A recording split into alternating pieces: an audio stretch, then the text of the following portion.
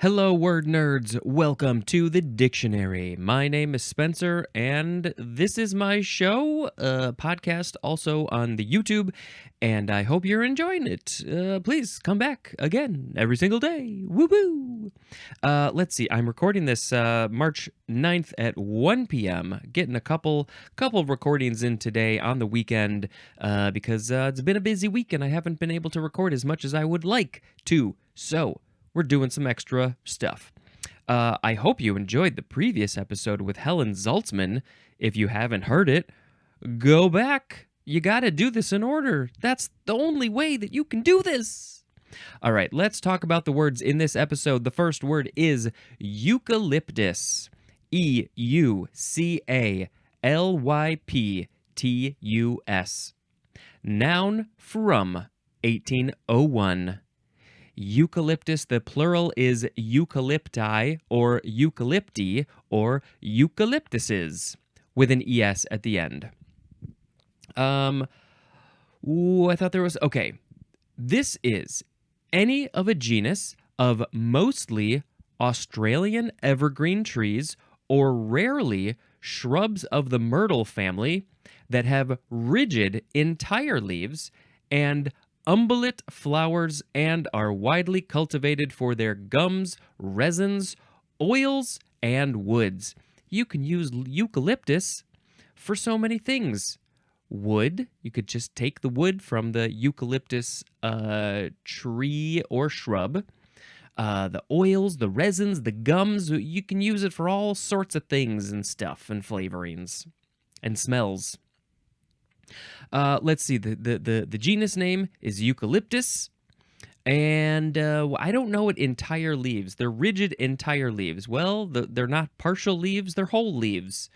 They have umbellate flowers, not sure what that means. And, I mean, I'm pretty sure that we all know. Is it the koalas? They're eating the eucalyptus. They're just eating all day long. I think they're, same with like panda bears. Pandas are eating the bamboo, but the koalas are eating the eucalyptus. And I think their metabolism is so slow that they're just eating like all day long. If they're not eating, they're sleeping. If they're not sleeping, they're eating. And isn't there something about eucalyptus that has like, is it poisonous or something? But they're like, nah, it's not poisonous to me. I can handle it. I could have that wrong. The etymology for eucalyptus. This is from the EU prefix, which we had in the previous episode. That was well, easily, good, true, all that stuff. And then plus the Greek word kalyptos with a K, which means covered. And that is from kalyptine, which means to conceal. That is from the conical covering of the buds. And guess what? There's more at the word hell. Yeah. All right. So now we got to look at eucalyptus. Eucalyptus, and it's the conical covering of the bud. Where are we gonna? Let's look up the conical, or maybe we should just look up bud covering. Bud covering. I want to see. So basically, it seems like they are. Oh yes, okay, I see. They look very pointy and thorny when the leaves, I guess, or the bud, the flower, is before it has bloomed. It's in this. I don't want to say shell, but maybe a shell. It's in this thing. Yeah, maybe I'll post a picture of this on the social media. It's got a point to it. It's sort of bulbous on the bottom, and then it comes to a point. So it's covered. It's concealed. Why hell? I don't know. They're very pointy and scary, and that's why they said that's where the hell came from. I don't know. And why Greek? Why wouldn't this be like an Aboriginal word or something like that? I don't understand why Greek had to get into this one, or why English didn't take an Aboriginal word. That seems more respectful. Anything else about this? Yeah, I don't know. They just don't go eating the eucalyptus leaves. I don't think that's probably something humans should do. Nah. Okay, sound effect time. Woo! The next word is eukaryote. eucaryote, which is a variation of eukaryote with a K instead of a C, which is going to be in the next episode. Woo! The next word is Eucharist. Capital E, and then the rest of the letters. Noun from the 14th century. Number 1, the synonym is the 2A definition for the word communion. So if you are in that religious world, you know what this is. You take the Eucharist, you eat the cracker, you drink the wine, and then you have a little party. Number 2, this is in the Christian Science world specifically, and it is spiritual communion with God. So when you are having a communion with God in a spiritual way, whatever that is for you in Christian Science, that would be the Eucharist. Eucharistic is an adjective, often capitalized. This is from Greek, I guess, Lower Latin, Eucharistia from Greek. It means Eucharist or gratitude. From Eucharistos, which means grateful. I am so grateful that I get to eat this cardboard cracker. From the U prefix plus charizine, plus charizisthai, which means to show favor. That means you're being grateful, you're showing favor. From charis with a CH, which means favor or grace or gratitude.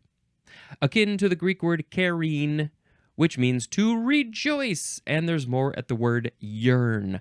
I yearn for a very thin, unflavored cracker. Okay, that's it for that word. Ooh. The next word is euchre. E-U-C-H-R-E, first form, noun from 1841. This is a card game in which each player is dealt 5 cards, and the player making trump must take 3 tricks to win a hand. And unfortunately, the dictionary does not have enough space to fully teach you how to play the game euchre. I do remember learning this when I was in high school. Some friends of mine knew it, and we played a little bit. I don't remember how to play. I like a good old card game, just like the next person, so maybe someday I'll relearn euchre. I think this is definitely feels like a big game in the Midwest. I don't know. I've heard a lot of Midwest people playing euchre. I don't know if it's big anywhere else. You might be asking me out loud, hey, Spencer, where is this name from? Why is it called Euchre? And unfortunately, I cannot tell you that because it says origin unknown.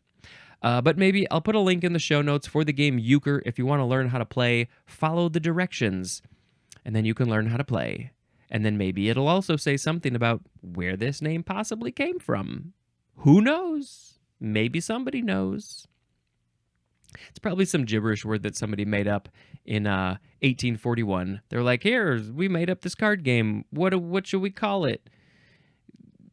Oh, well, maybe. I'm looking ahead. Maybe it's part of the next word. We'll see. But that doesn't have etymology either. Oh, it's so confusing. The next word is euchre again. This is the second form. This is the verb. Looks like it's transitive verb from 1847. Now, okay, this is interesting because that's 6 years after the card game. So I guess this might be named after the card game. Literally named after the card game. Number 1, to prevent from winning 3 tricks in euchre. Okay, I mean, it's right there. Like, oh, you euchred me when we were playing the game euchre. You prevented me from winning 3 tricks. I've been euchred. Number 2, the synonyms are cheat and trick, as in euchred out of their life savings. And that is a quote from Pete Martin. So, yeah, I mean, it just seems like this verb came from the game. But then where did the name for the game come from? I don't know. Maybe it was somebody's name. Ooh. Next is euchromatin. Euchromatin. Euchromatin. You're being so chromaty. Noun from 1932. The part of chromatin that is genetically active and is largely composed of genes. And you're going to have to go back a ways to hear me talk about chromatin, and maybe you just want to go look it up. It's the part of the chromatin called the euchromatin. It's active genetically, and it's mostly filled with genes. Euchromatic. Euchromatic is an adjective. The next word is euclase or euclase. Noun from 1804.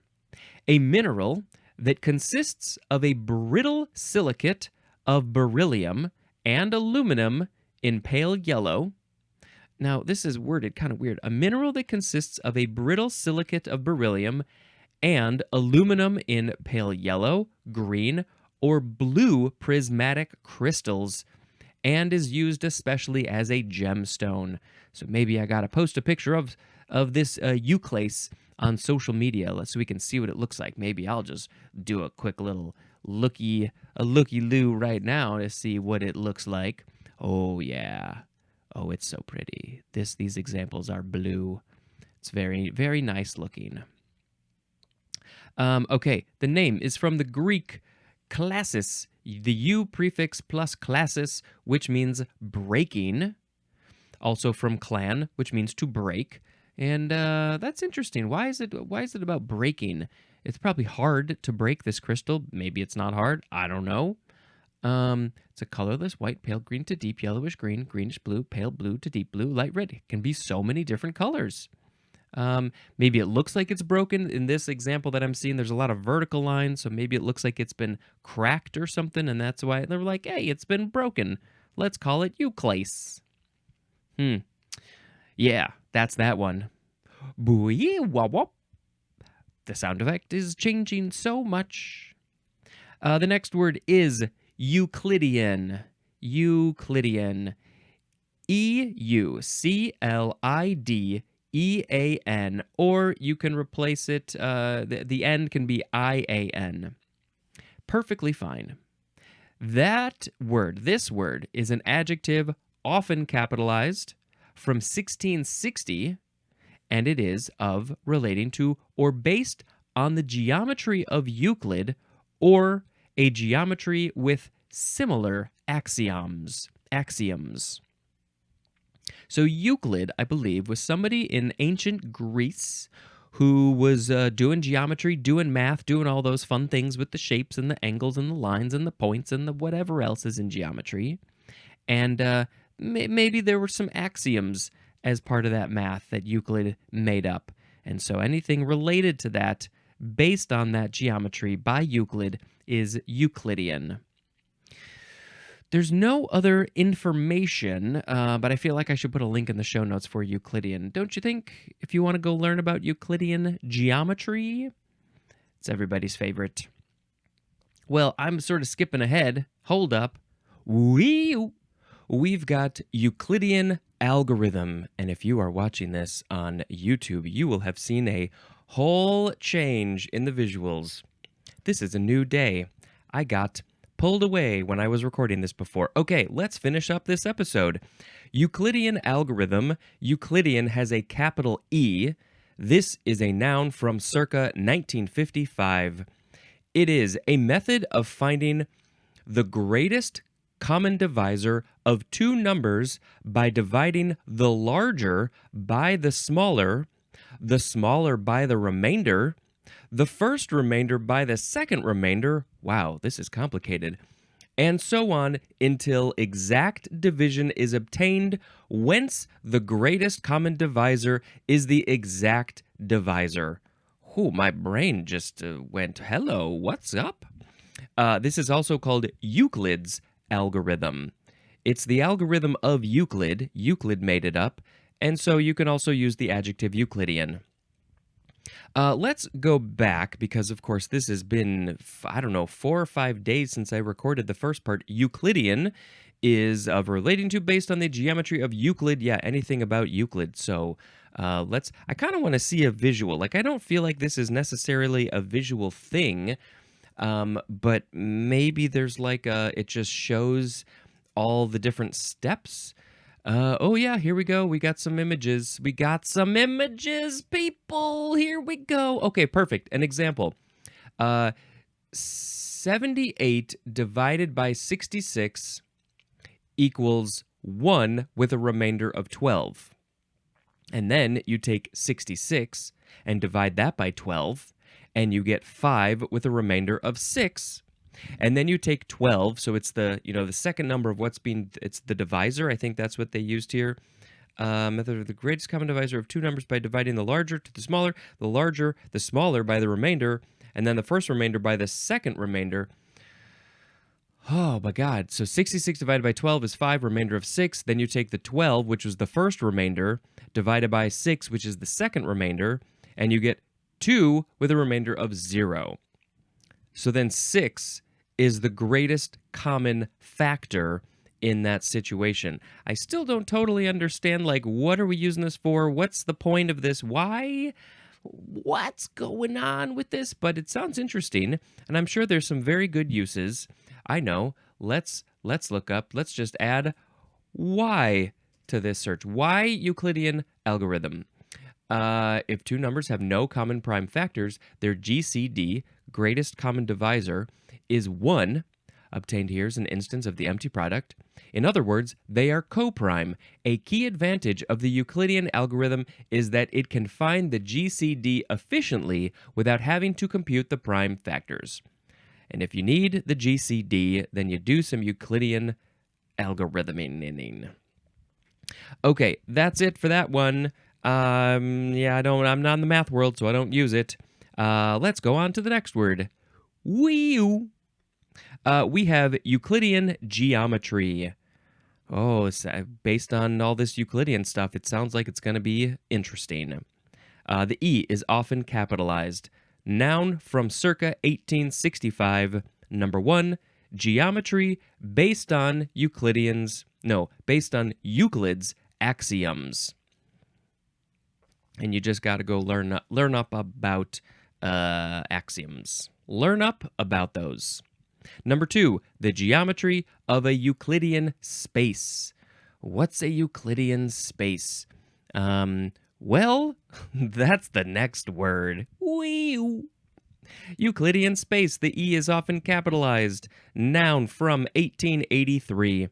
A space in which Euclid's axioms and definitions apply.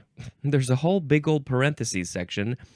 A space in which Euclid's axioms and definitions apply. And what are examples of these definitions? You may be asking. Examples would be straight and parallel lines and angles of plane triangles. PLANE triangles.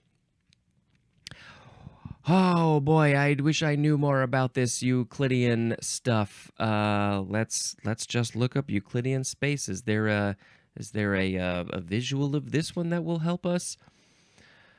Yeah, there's some pictures. It's this 3D space, and there's a box, and I don't really know what. I'm sure Euclidean stuff is not as complicated as I make it seem.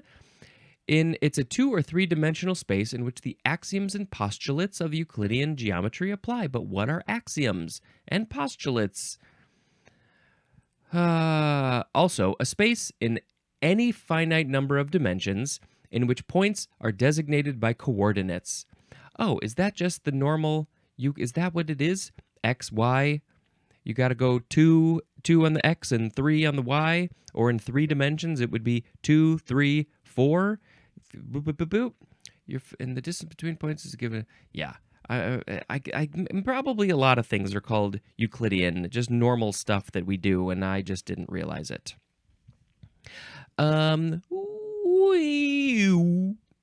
The next word is Euchrite. Euchrite.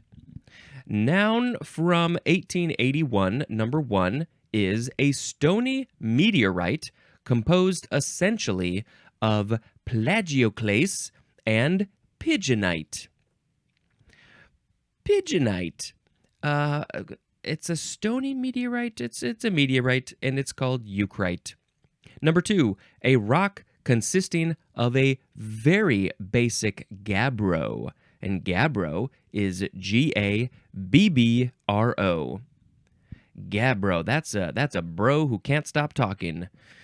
A rock consisting of a very basic gabbro. I have no clue what a gabbro is. You gotta wait a few years until the G's.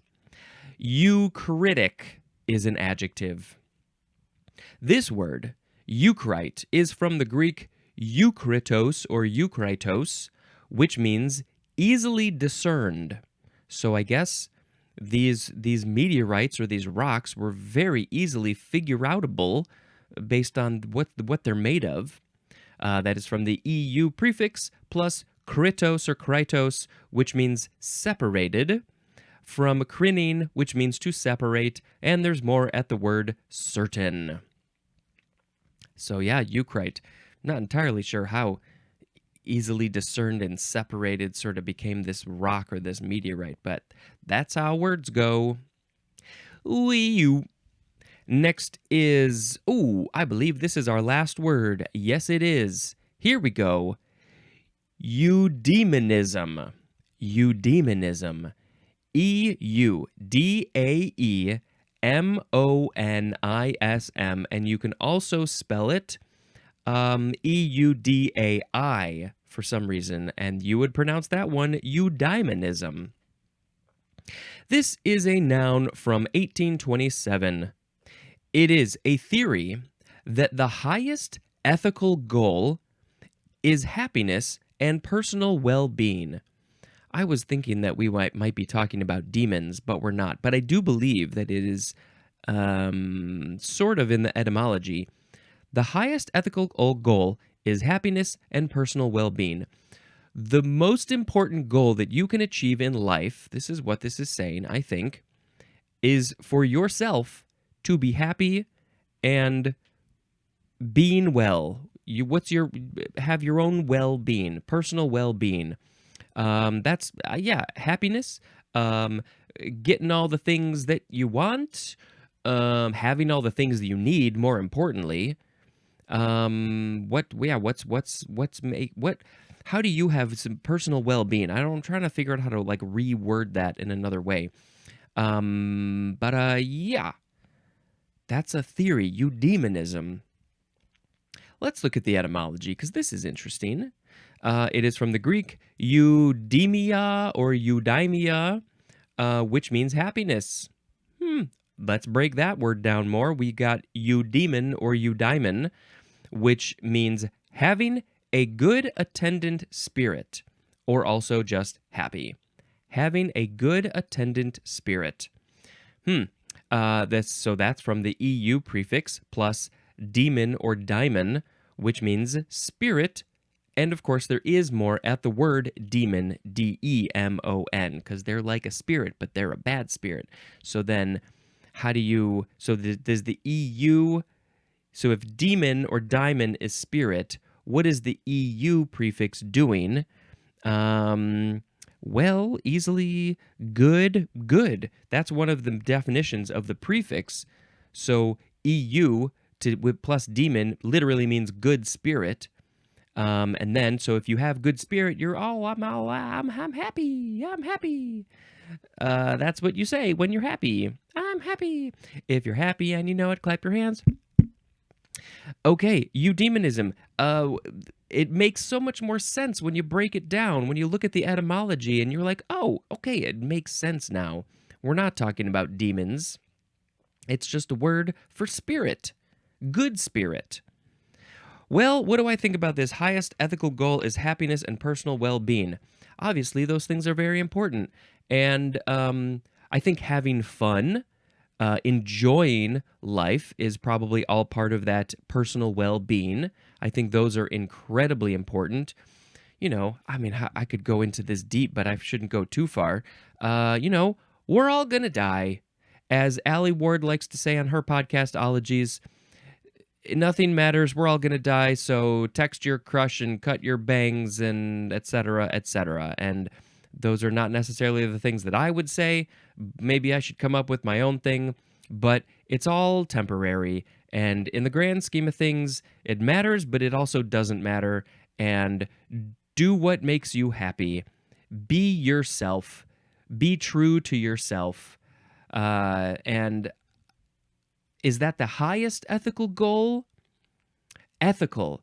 That's the one. That's, I think, maybe the word that might be throwing me off. Ethical means like, well, if it's the highest ethical goal, maybe that means you should be helping others. That also, I believe is one of, if not the highest ethical goal, is to, if you have the ability to help somebody else, do it. Why not do it? And the great thing about that is that it's going to bring you so much more happiness and personal well-being than you even realize. I mean, I think it's been proven time and time again that giving is better than receiving, which is why I'm giving you this amazing podcast. Makes me feel so good to give you this awesome podcast and YouTube show. So yeah, eudaemonism, fascinating word. Didn't know about that one because, of course, why isn't this a more common thing that people are talking about? Well, I got to pick a word of the episode, and half of these words were, recorded like 4 days ago. So let's see if I can remember what they are. Eucalyptus, eukaryote, Eucharist, Euchre, euchromatin. I think I need to do a little bit of a reading. Something about genes.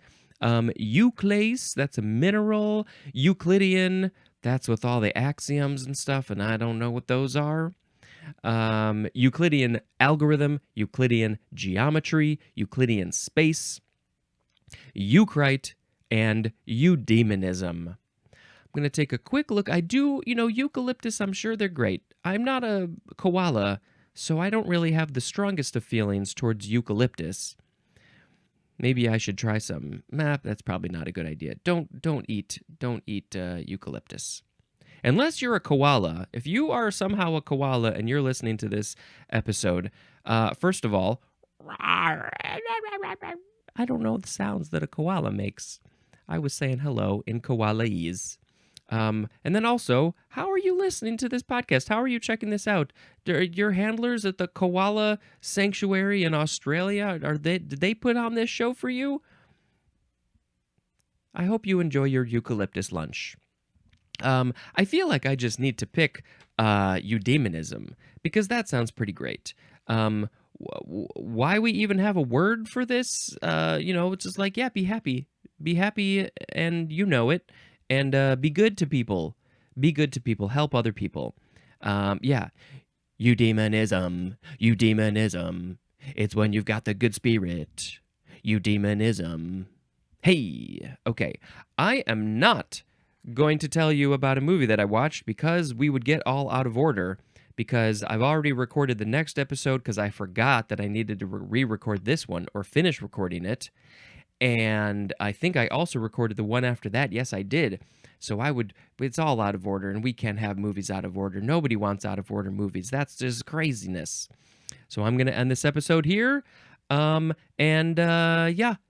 next time, this is Spencer dispensing information. Goodbye.